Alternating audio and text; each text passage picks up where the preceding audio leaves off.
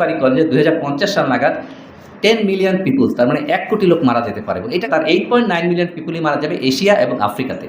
যে south Asia, Latin America এবং Caribbean, এখানে সবচেয়ে বেশি এই অ্যান্টিমাইক্রো রেজিস্ট্যান্সটা দেখা যায়। অ্যান্টিমাইক্রোবিয়াল রেজিস্ট্যান্স AMR বিষয়ে সচেতনতা বৃদ্ধি এবং তরুণ চিকিৎসকদের মধ্যে দায়িত্বশীল অ্যান্টিবায়োটিক ব্যবহারের চর্চা গড়ে তুলতে AMR ফিস্ট 2026 অনুষ্ঠিত হয়েছে।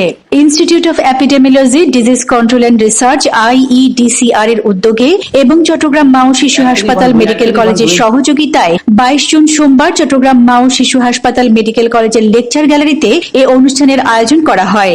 অনুষ্ঠানে স্বাগত বক্তব্য প্রদান করেন মাইক্রোবায়োলজি বিভাগের অধ্যাপক ডাক্তার সঞ্জয় কান্তি বিশ্বাস। অ্যান্টিমাইক্রোবিয়াল রেজিস্ট্যান্সের বর্তমান বৈশ্বিক এবং জাতীয় প্রেক্ষাপট এবং এর প্রতিরোধ কৌশল নিয়ে গুরুত্বপূর্ণ আলোচনা করেন IEDCR এর জাতীয় AMR সার্ভেলেন্স রেফারেন্স ল্যাবরেটরির প্রধান অধ্যাপক ডাক্তার জাকির হোসেন হাবিব। কিন্তু পেনিসিলিন যে আবিষ্কারক, উনি প্রথমেই সতর্ক করে দিয়েছিলেন যে আমি যদি ইনডিসক্রিমিনেট ভাবে অ্যান্টিবায়োটিক ইউজ করি তাহলে কিন্তু এই অ্যান্টিবায়োটিকটা হয়তো কাজ নাও করতে পারে। উনি সেই সতর্কতা প্রথমেই দিয়ে গিয়েছিলেন এবং পরবর্তীতে আমরা তাই দেখি যে আমি যদি অ্যান্টিবায়োটিক আবিষ্কার এবং অ্যান্টিবায়োটিকের যদি রেজিস্ট্যান্সের প্রবণতাটা যদি দেখি, আপনার একটা অ্যান্টিবায়োটিক আবিষ্কার হলো তো 40s দেখা যাচ্ছে 60s নাগাদ যেটা একটা রেজিস্ট্যান্স চলে আসছে। এইভাবে ক্রমাগত কিন্তু এই ক্যাট অ্যান্ড মাউস খেলাটা চলে আসতেছে। এখন এই ক্যাট অ্যান্ড মাউস খেলাটা আমাদের হাতে ইফেক্টিভ কোনো ড্রাগ আসতেছে না এবং অ্যান্টিবায়োটিক রেজিস্ট্যান্স কিন্তু সেটা একটু মানে না। পাশাপাশি হচ্ছে এটা কিন্তু হিউম্যান থেকে অ্যানিমেল, অ্যানিমেল থেকে এনভায়রনমেন্ট, এটা কিন্তু সারাক্ষণ এটা কিন্তু আপনার চলে যাচ্ছে, এখানে কোনো বাউন্ডারি নেই।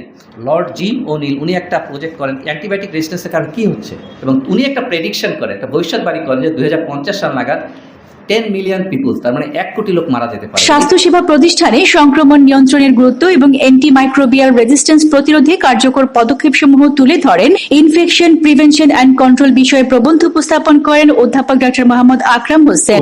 ইনফেকশাস ডিজিজ এটা ছড়ায় এবং এটাই একমাত্র ডিজিজ যেটা ছড়ায় এবং এখনও পৃথিবীতে অনেক ইনফেকশাস ডিজিজ হয়। আর অ্যান্টিবায়োটিক যদি অ্যাপ্রোপ্রিয়েট ইউজ করা না হয় তাহলে ওই যে রেজিস্ট্যান্সের কথা এতক্ষণ ধরে আপনারা শুনলেন সেটা হবে এবং রেজিস্ট্যান্সটাও স্প্রেডিং, যেরকম ব্যাকটেরিয়া স্প্রেড করে একই রকমভাবে রেজিস্ট্যান্সটাও খুব দ্রুত স্প্রেড করে। যে কোনো মাইক্রোব, ব্যাকটেরিয়া হোক, ফাঙ্গাস হোক, যে কোনো কিছু শরীরে ঢুকলে সেটা ইনফেকশন। কিন্তু হসপিটাল অ্যাকোয়ার্ড ইনফেকশনটা কি? যদি কেউ হাসপাতালে চিকিৎসা নিতে এসে বা হাসপাতালে অপারেশন করে বাড়ি যেও ইনফেকশন হয়, সেটা হলো হসপিটাল অ্যাকোয়ার্ড ইনফেকশন। এই সময় উপস্থিত ছিলেন চট্টগ্রাম মা ও শিশু হাসপাতাল কার্যনির্বাহী পরিষদের president Syed Mohammad Morshed Hossain, joint general secretary Zahidul Hasan, medical কলেজের অধ্যক্ষ professor doctor Asim Kumar Barua, community medicine বিভাগের প্রধান জালাল উদ্দিন, পরিচালক প্রশাসন ডাক্তার নুরুল হক, পরিচালক medical affairs doctor AKM Ashraful Karim সহ WHO বাংলাদেশ এবং DGHS ও IEDCR এর ঊর্ধ্বতন কর্মকর্তারা। চট্টগ্রাম মা ও শিশু হাসপাতাল মেডিকেল কলেজ এবং IEDCR ও WHO যৌথ উদ্যোগে চট্টগ্রাম মা ও শিশু হাসপাতাল মেডিকেল কলেজের লেকচার গ্যালারিতে অ্যান্টিমাইক্রোবিয়াল রেসিস্ট্যান্স আমার উৎসব আজকে অনুষ্ঠিত হয়। প্রোগ্রামের মূল লক্ষ্য ছিল কিভাবে অ্যান্টিবায়োটিকের এবং এটা যাতে অপব্যবহার না হয় এর জন্য তরুণ ডাক্তারদের জন্য এই অনুষ্ঠানের আয়োজন করা হয়।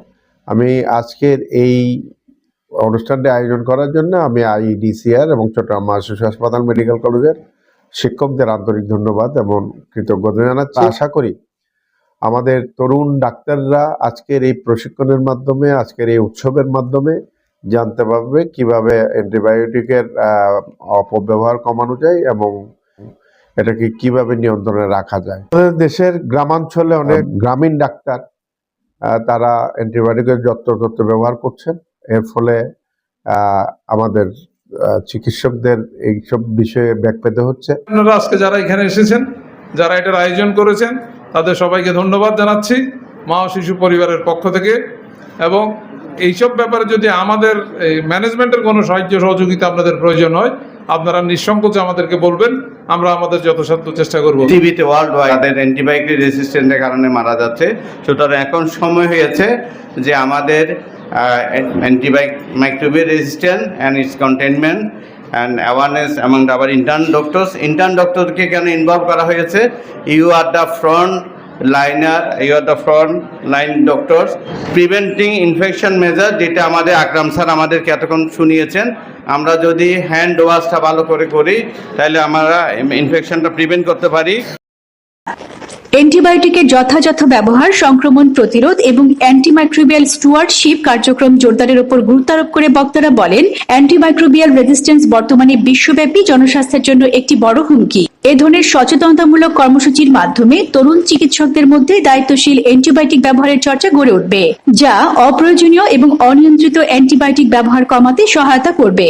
এর ফলে ঔষধ প্রতিরোধী জীবাণুর বিস্তার রোধ, রোগীদের উন্নত চিকিৎসা সেবা নিশ্চিতকরণ, চিকিৎসা ব্যয় হ্রাস এবং কার্যকর অ্যান্টিবায়োটিকের দীর্ঘমেয়াদী কার্যকারিতা সংরক্ষণ সম্ভব হবে। অনুষ্ঠানের অন্যতম আকর্ষণ ছিল ইন্টার্ন চিকিৎসকদের অংশগ্রহণে AMR বিষয়ক কুইজ প্রতিযোগিতা। US বাংলা মেডিকেল কলেজের মাইক্রোবায়োলজি বিভাগের অধ্যাপক রোকসানা রায়হানের সঞ্চালনায় অনুষ্ঠিত এ প্রতিযোগিতায় অংশগ্রহণকারীরা অ্যান্টিমাইক্রোবিয়াল ব্যবস্থাপনা, সংক্রমণ নিয়ন্ত্রণ এবং যুক্তিসঙ্গত অ্যান্টিবায়োটিক ব্যবহারের উপর নিজেদের জ্ঞান এবং দক্ষতা প্রদর্শন করেন। News desk, Purbadhara, Chittagong.